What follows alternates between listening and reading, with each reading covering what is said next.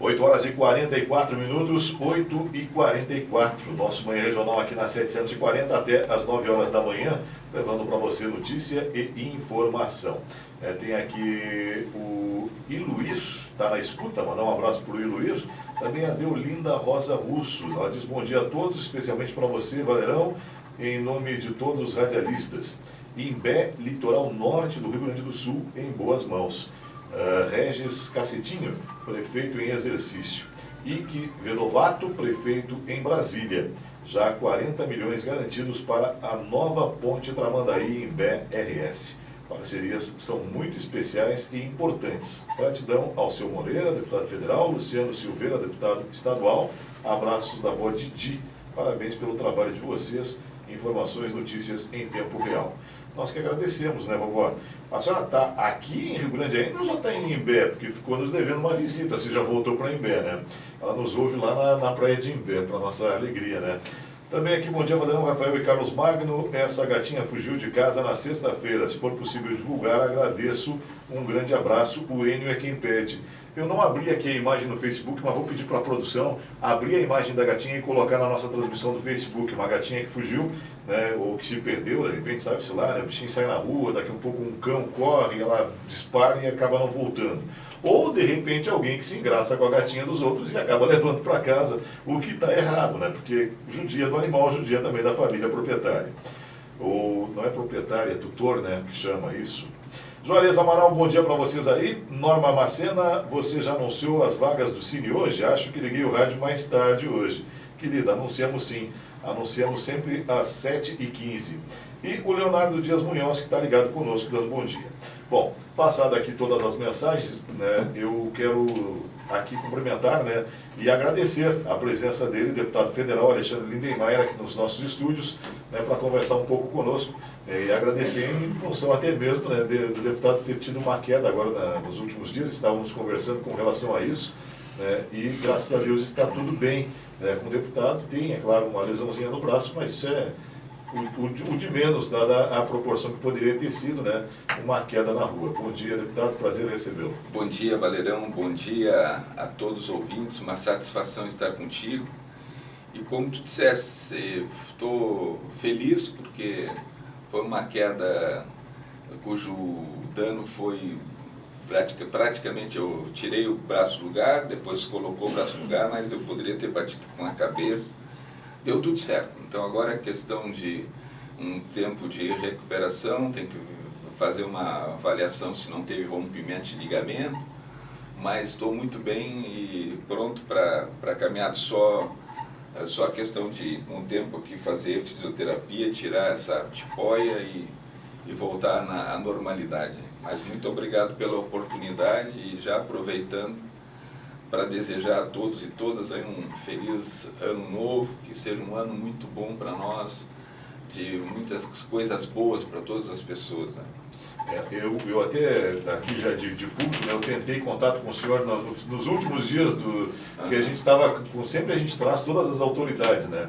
E aí no final a gente tentou, mas eu acho que o senhor talvez estivesse já de férias ou pela falha, compromisso, e eu não consegui o acesso com o senhor. Desculpe pela falha, estou aproveitando já para desejar então de forma alguma um feliz ano para todos e todas. Temos aí uma notícia importante, né, com relação à questão do polo naval. Vi que o senhor também fez uma entrevista no jornal aqui da região, na Hora do Sul, né, falando da alegria com relação ao que vai ser anunciado aqui, né, na próxima segunda-feira, dia 17, né, e também da vinda, né, do presidente da República à nossa cidade do Rio Grande. O que dá para nós destacarmos disso, deputado? Primeiro, estava sinalizado o dia 17, foi remanejado para o dia 24, né?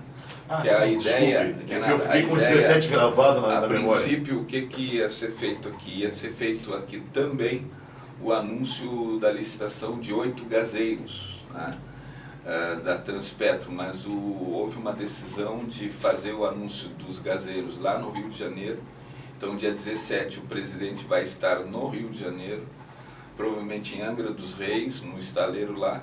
E no dia 24, aqui já para assinatura dos contratos dos 4 navios da Transpetro, que são 4 navios que variam de 15 mil a 19 mil toneladas, né?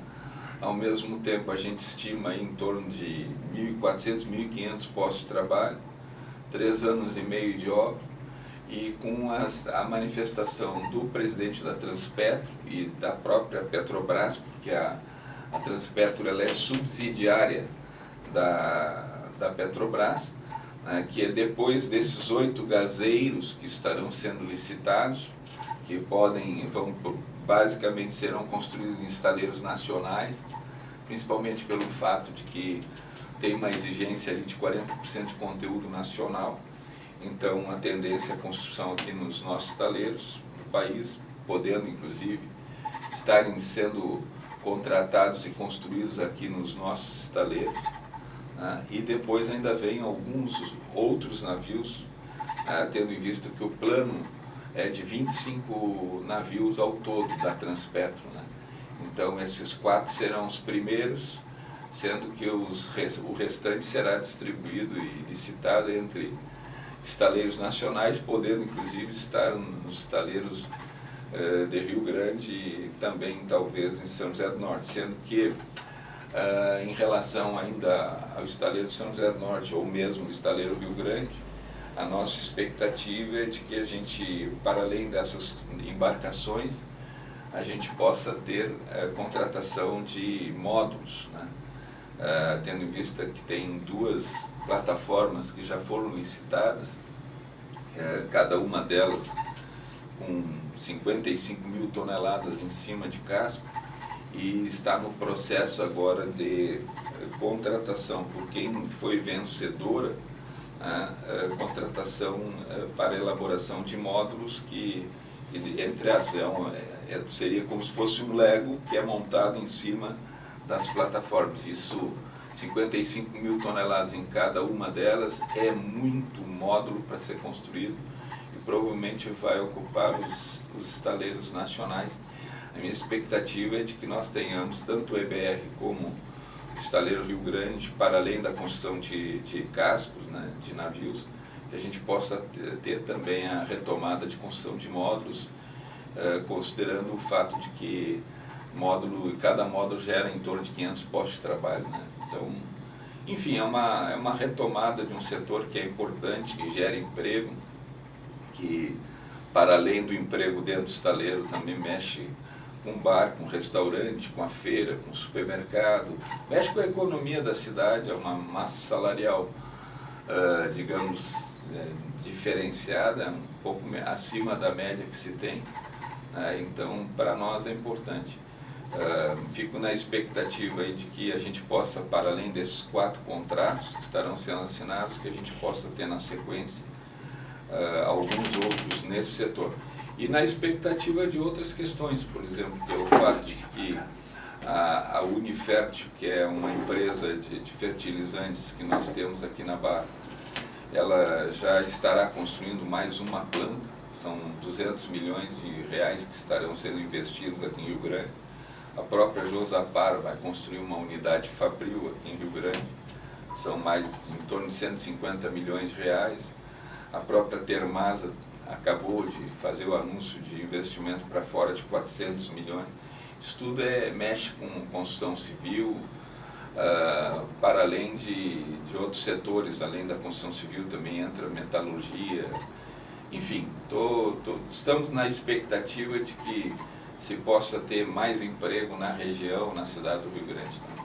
São 3 plataformas, 4 plataformas aqui, petroleiras. São 4 navios. 4 navios. São navios para transporte de combustível, né? Sim. Então, é para transporte de combustível. E esses outros que eu mencionei... Os 8 gaseiros é para transporte de gás. De gás. São 8 navios de gás. Então, o que a Transpetro faz? Ela começa um processo de renovação da frota dela, né? Porque hoje, se não me engano, ela tem em torno de 24 navios hoje operando. E a ideia é que com esses 25 ela possa renovar a participação dela no transporte de combustíveis para a Petrobras, e espalhado principalmente não só na área de cabotagem, na área litorânea, mas também inclusive na área de cabotagem, né? Então, os navios maiores ainda estão por vir, esses que, como eu disse, são de 15 mil a 19 mil toneladas, depois dos gazeiros, provavelmente virão outros 4, que são aí de 35 mil toneladas cada um. Então são navios de maior porte. Então é um processo gradativo e a expectativa é que os nossos taleiros eles possam retomar a atividade de forma segura, né, mão de obra que seja qualificada e que consiga cumprir os prazos. Uma das coisas que as pessoas falam e postam muito nas redes sociais, que tem que dar preferência a quem é da região. Mas isso é impossível, isso seria inconstitucional. O que a gente tem que fazer é que as pessoas da região se qualifiquem para que nós possamos ter essas pessoas trabalhando e não pessoas que sejam obrigadas a vir de fora. Porque não tem, acredito eu, na lei algo que possa garantir o emprego local. O que pode ser feito é os nossos cidadãos aqui, cidadãs, se prepararem através de cursos para que estejam aptos a fazer as suas funções. Eu sou daqueles que penso que nós temos mão de obra qualificada aqui em Rio Grande, na região, talvez com alguma necessidade de reciclagem, por conta de terem ficado fora do setor em algum período. Por outro lado, nós tivemos aqui o EBR, até pouco tempo atrás estava construindo, foram 10 módulos, então ainda tem mão de obra qualificada e remanescente do EBR. Tem alguns setores, por exemplo, a questão de jateamento, tem alguns setores que pode realmente ter necessidade de vir mão de obra de fora. Mas do meu ponto de vista, hoje nós temos sim mão de obra qualificada para ser contratada para a construção dessas 4 embarcações. Além disso, eu ainda atribuo também o fato de que tem uma das cláusulas que tinha no dissídio do segmento, que era para aqueles trabalhadores que vinham de fora, a empresa tinha que de tanto tempo ainda custear a sua ida até em casa. Me parece que essa cláusula ela não vai vingar, não vai ficar. Então, a tendência, a própria empresa vai procurar contratar gente daqui. Sim. Então, acho que tudo isso aí soma para que a gente tenha mais empregabilidade de pessoas da região, de Rio Grande e da região. Então, fica essa expectativa.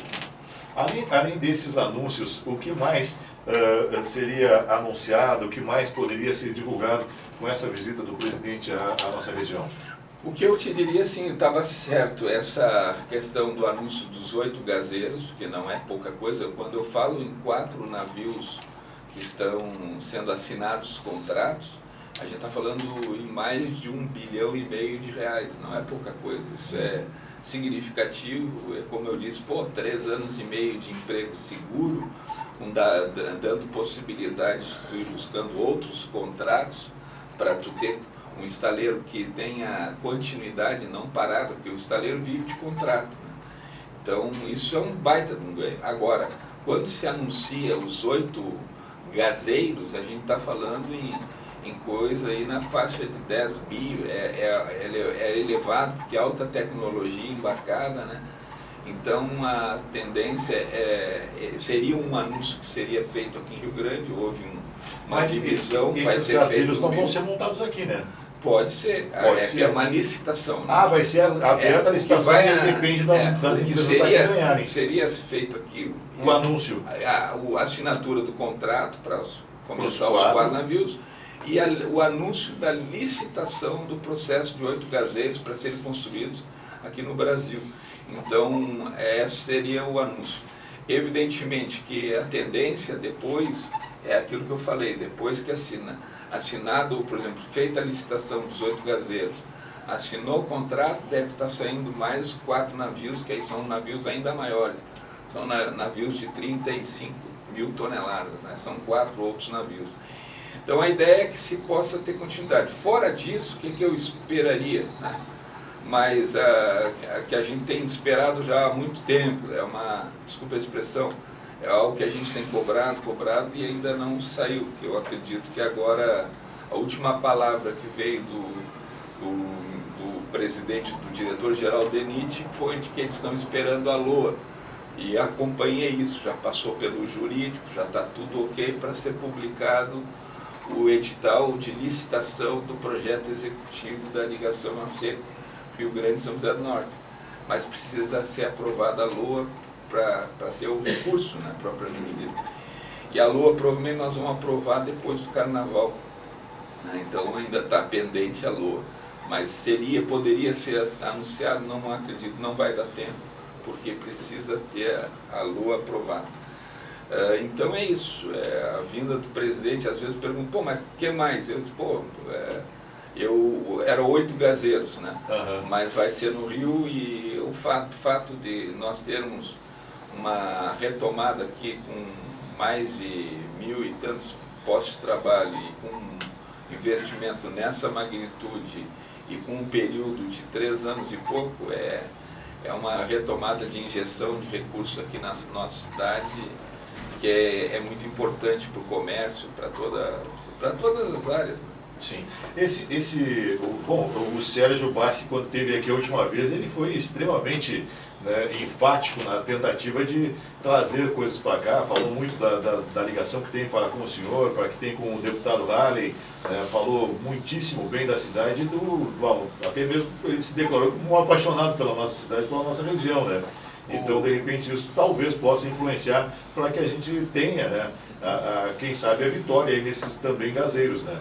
Na prática, o Sérgio Bassi, eu conheço principalmente pelo fato de hoje eu estar como coordenador da Frente Parlamentar em Defesa da Indústria Nacional, da Indústria Naval Nacional, que traz resultados importantes. Há 2 meses atrás, eu participei de um evento que foi o maior investimento na história da hidrovia nacional, que foi o lançamento de 4 bilhões de reais, né, que vai investir em 6 ou 7 estaleiros nacionais espalhados no norte, nordeste, tem um no sudeste, ainda tem um em Santa Catarina também, mas são construção de 400 barcaças e mais 18 navios empurradores, né? Então, isso é uma notícia importante.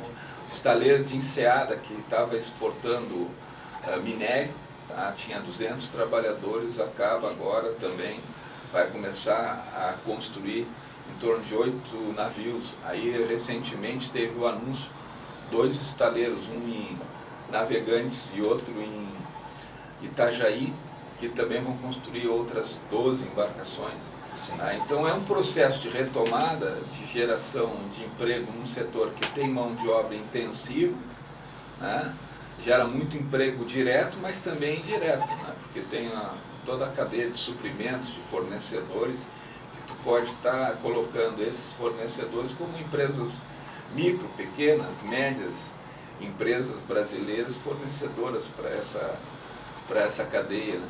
Uma plataforma, ela tem, aí eu já estou falando não de navio, mas estou falando de plataforma, tem mais de 300 mil itens, né? Imagina a oportunidade, em vez de tu estar exportando, né?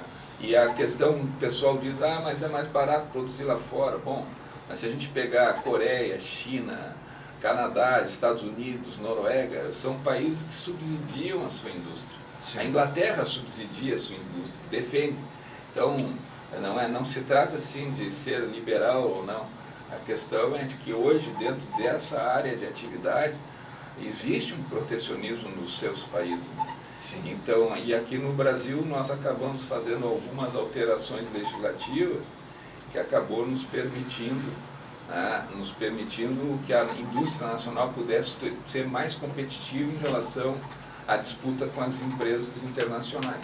Sim. Então isso, a gente fica feliz por esse aspecto e estou muito otimista. O Ministério dos Transportes Sul, mas só que isso para nós é quase como um presente grego, né? Porque fala aí em talvez 2 novos pedágios. E aí essa rota de integração, será que nós merecemos mais 2 pedágios? E o que fazer contra isso para que não sejam implementados esses 2 novos pedágios aí para nós aqui da Zona Sul, né? E como fazer para essa luta contra os pedágios, para que baixem os pedágios mais caros do Brasil, que são esses que a gente já paga aqui da concessionária, que está há tantos e tantos anos e nós sempre pagando muito mais caro do que todo o restante do Brasil. Eu acho que o Paraná fez já um plano estadual de rodovias, né, estabelecendo uma política de pedagiamento, né, que dialogando diretamente com o próprio Ministério dos Transportes. Santa Catarina também já tem pedágios de forma extremamente módicos. E a nossa região aqui, se nós pensarmos, eu vou dar um resumo, o custo do pedágio que nós temos de um transporte de caminhão de Camaquã até Rio Grande, é o custo que, não sei se hoje ainda é, mas há alguns meses atrás era o custo que você tinha de Camaquã até o Rio de Janeiro.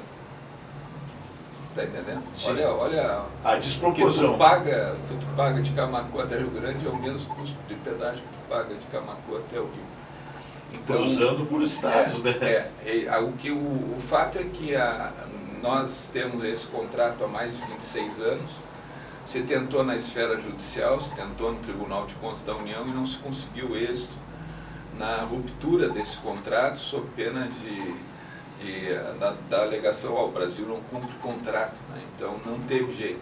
Agora também é fato de que agora na virada do ano, lá por março, abril do ano que vem, nós vamos ter o término da vigência dessa concessão. Tem um outro processo licitatório que está sendo elaborado para esse trecho. Acredito que dificilmente nós tenhamos essa licitação do trecho da Ecosul concluído até o ano que vem, até abril do ano que vem, o que vai implicar provavelmente na abertura das cancelas, né, e consequentemente nós vamos ficar sem pedágio nesse trecho de Camaquã para baixo e com alguns problemas outros, que é a questão, nós precisamos ter manutenção da rodovia, nós precisamos ter a questão da segurança da rodovia, que tu acaba deixando de ter esse serviço também.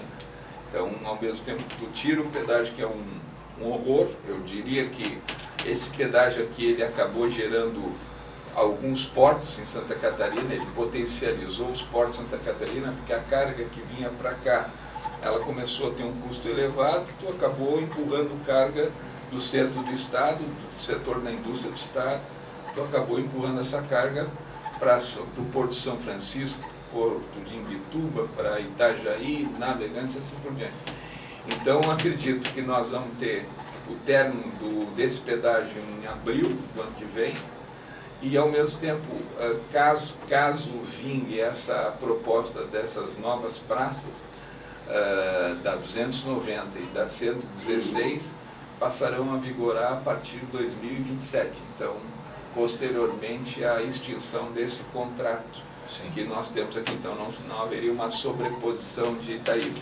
Uma discussão que foi feita também é por que não fazer o pedagiamento uma concessão só. Então, lá de Porto Alegre até Rio Grande, em vez de fazer duas concessões distintas. Mas eu acredito que ainda tem audiências públicas pela frente, tanto no trecho da Ecosul, como nessa questão aí desse trecho de Camaquã até Porto Alegre. E esses dados que eu estou dando aqui foi fruto de nós pedirmos uma audiência com o ministro dos Transportes, o ministro Renan Filho, e também tivemos uma conversa com a diretora da área, com a Viviane S., e que nos deu esse cronograma. Alexandre, até o final do ano, começo do ano que vem, deve ter licitação, ou seja, ainda vamos ter que ter audiências públicas e depois a vigência mesmo de uma praça de pedágio, caso vingue esse processo, em meados de abril, maio de 2027. Sim.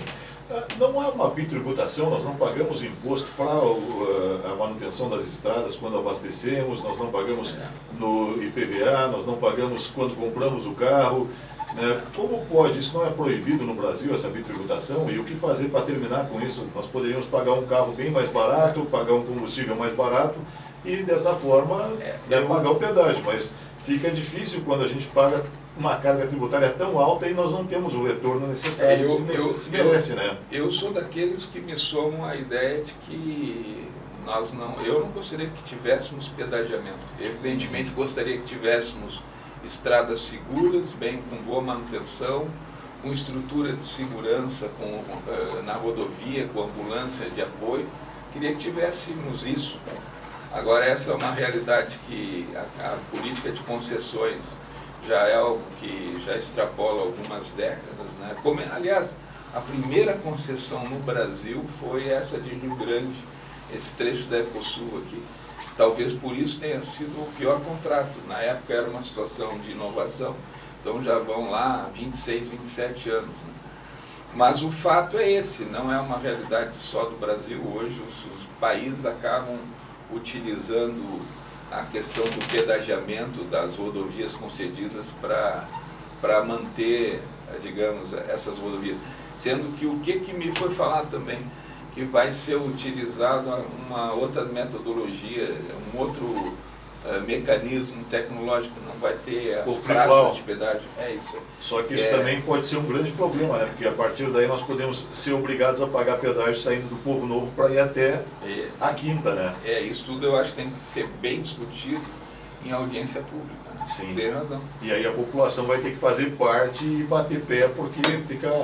Até para entender bem e poder discutir também. Sim. Mas é isso. Deputado, passamos aqui bastante do meu tempo. Muito Quero obrigado. agradecer muito a sua presença aqui. Eu te agradeço a oportunidade, muito obrigado por mais uma vez estar me recebendo aqui. E a gente vai mantendo contato, tem alguns temas aí que a gente continua na volta, que a gente não esmoreceu, enfim, mas a gente vai colocando algumas informações quando a gente tiver mais concretude. Com certeza. Um abraço, obrigado mesmo pela oportunidade. Nós é que agradecemos muito a sua presença, esperamos que melhore rápido no braço, né? Para continuar essa luta aí em prol da nossa cidade e da nossa região. Muito obrigado pela sua presença aqui. Nós chegamos ao final do nosso Manhã Regional de hoje. Vem aí o Palavra de Mulher.